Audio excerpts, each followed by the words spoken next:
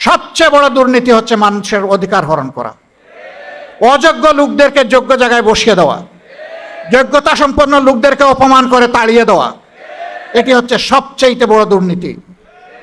দুর্নীতির এই বিষ বাষ্প যতক্ষণ পর্যন্ত সমাজ থেকে বিদায় না নেবে, আমাদের সমাজ স্বাধীনতার কাঙ্ক্ষিত সুফল ভোগ করতে পারবে না। আমি বলেছি যে তিনি বিদ্রোহ করেছেন, বেওকুফরা বুঝেছে তিনি স্বাধীনতা ঘোষণা করেছেন। এইটা নিয়ে কি যে হইচই। তিনি অবশ্য বলেছেন অনেক সময় এরা ইংলিশটা বুঝে না, উনি ঢাকা বিশ্ববিদ্যালয়ের ইংরেজি শিক্ষকদেরকে রেফার করেছেন। এরপরে তিনি বলেছেন যে না, আমার কাছে এগুলা সংরক্ষিত আছে, পয়সাও লাগবে না, আমি দেখাই দিব, চলে আসো আমার বাড়ি। জানবে না, বুঝবে না, তার আগে চায়ের কাপে ঝড় তুলবে। এই পতাকা এবং মানচিত্রের হাত ধরে বাংলাদেশটা বদলে যাওয়া উচিত ছিল, কিন্তু না, বোতল পরিবর্তন হয়েছে, ভিতরের জিনিস পরিবর্তন হয়নি। আমাদের এই ঈদ উপলক্ষে আমরা একটা রিসেপশনের আয়োজন করেছিলাম। বিদেশি কূটনীতিবিদরা এবং আমাদের বন্ধুরা এখানে এসেছিলেন। ঈদের দিনটা মানুষ একটু খোলা মনে সবার সাথে মিশে, আমি একটু মিশেছি। হায়ারে আল্লাহ, এটা নিয়ে কি যে অবস্থা। নবীজি এটা করেছেন রে ভাই, তিনি তার প্রিয়তম সাহাবীর সাথে এটা করেছেন। এটা তো আমার নবীর প্রিয় সুন্নত। আমি তো আমার নবীর প্রত্যেকটা সুন্নতকে ভালোবাসি। কে কি বললো না বললো এগুলার পাত্তাই আমি দেই না। তুমি বলতেই থাকো, আমি করতেই থাকবো। হ্যাঁ, মানুষ হিসাবে যদি ভুল করি অনুতপ্ত হব, ক্ষমা চাইব, কোনো অসুবিধা নাই। কিন্তু আমার শুদ্ধ কাজটাকে ভুল হিসাবে চালিয়ে দিবা আর মনে করবা নিজেই শুধু জ্ঞানী, আর সবাই চোখ বন্ধ করে অথবা উট পাখির মতো ঠোঁট বালিতে ঢুকে বসে আছে, এটা মনে করবা না। দুনিয়া এখন বড় চালাক। তুমি যে রাস্তা দিয়ে হাঁটো, ওই রাস্তা অবজার্ভ করার জন্য তোমার রাস্তায় শত সার্চ লাইট বসে আছে। থাক।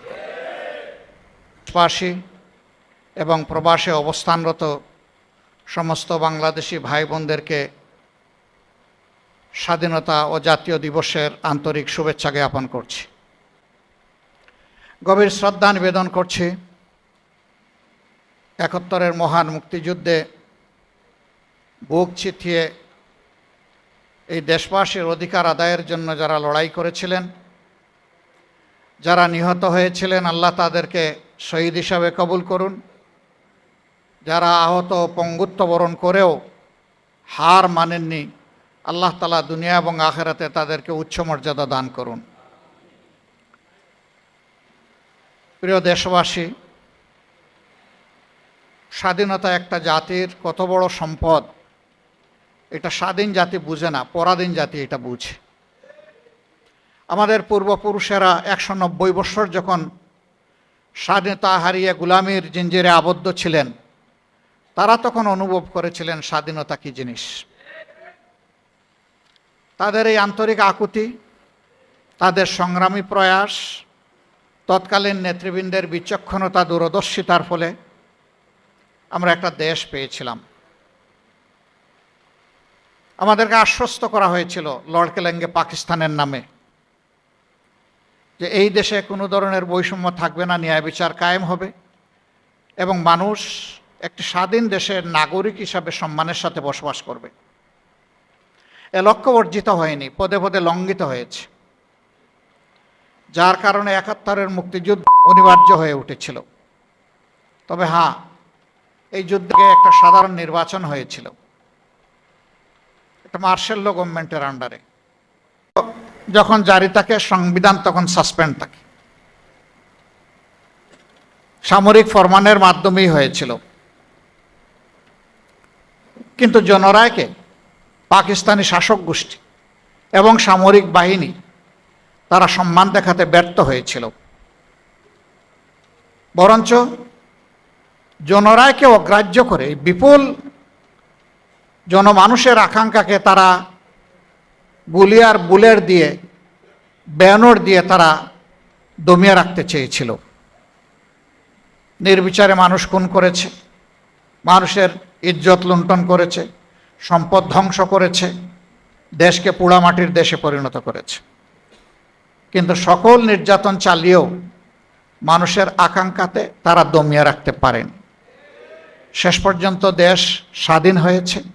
আরেকবার সেই লড়াকু সমস্ত যোদ্ধাদেরকে অন্তরের অন্তঃস্থল থেকে গভীর কৃতজ্ঞতা জ্ঞাপন করছি, যারা আমাদের জন্য একই মানচিত্রকে স্বাধীনতার মূলকে উপস্থাপন করেছেন, যারা আমাদেরকে একটি সম্মানজনক পতাকা হাতে তুলে দিয়েছে। এই পতাকা এবং মানচিত্রের হাত ধরে বাংলাদেশটা বদলে যাওয়া উচিত ছিল, কিন্তু না, বোতল পরিবর্তন হয়েছে, ভিতরের জিনিস পরিবর্তন হয়নি। এক এক করে 54 বছর বিদায় নিয়েছে। আমরা আগামীকাল 55তম বছর ইনশাল্লাহ পা দেব একটা জাতি হিসাবে। দ্বিতীয় বিশ্বযুদ্ধের পর জাপান কি অবস্থায় ছিল সবাই জানেন, কিন্তু মাত্র 3 বছরের মাথায় তারা বিশ্বকে চমকে দিল।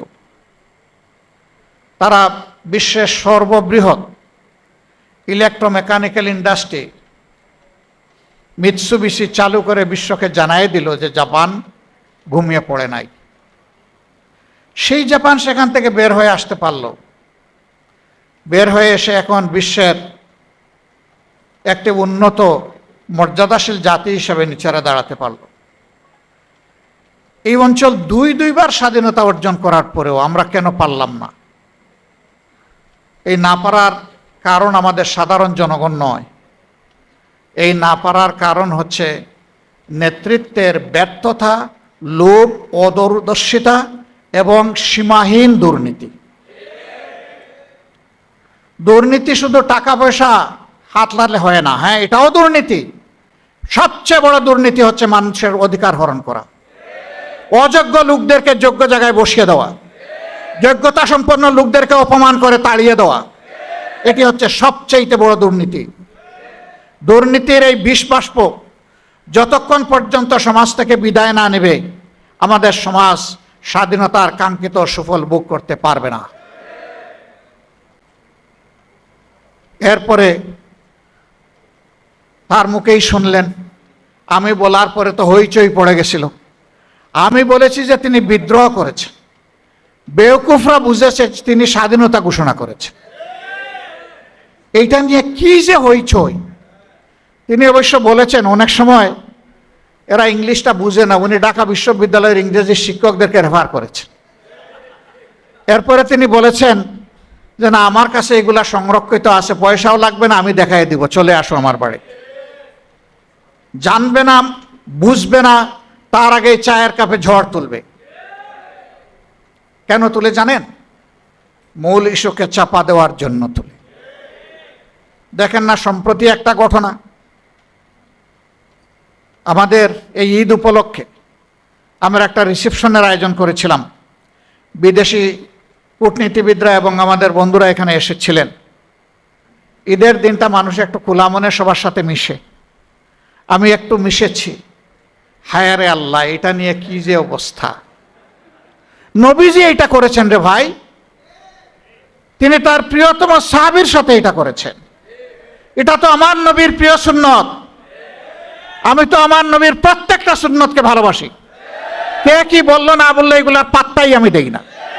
তুমি বলতেই থাকো, আমি করতেই থাকবো। হ্যাঁ, মানুষ হিসাবে যদি ভুল করি অনুতপ্ত হব, ক্ষমা চাইব, কোনো অসুবিধা নাই। কিন্তু আমার শুদ্ধ কাজটাকে ভুল হিসাবে চালিয়ে দিবা আর মনে করবা নিজেই শুধু জ্ঞানী, আর সবাই চোখ বন্ধ করে অথবা উট পাখির মতো ঠোঁট বালিতে ঢুকে বসে আছে, এটা মনে করবা না। দুনিয়া এখন বড় চালাক। তুমি যে রাস্তা দিয়ে হাঁটো, ওই রাস্তা অবজার্ভ করার জন্য তোমার রাস্তায় শত সার্চ লাইট বসে আছে। থাক।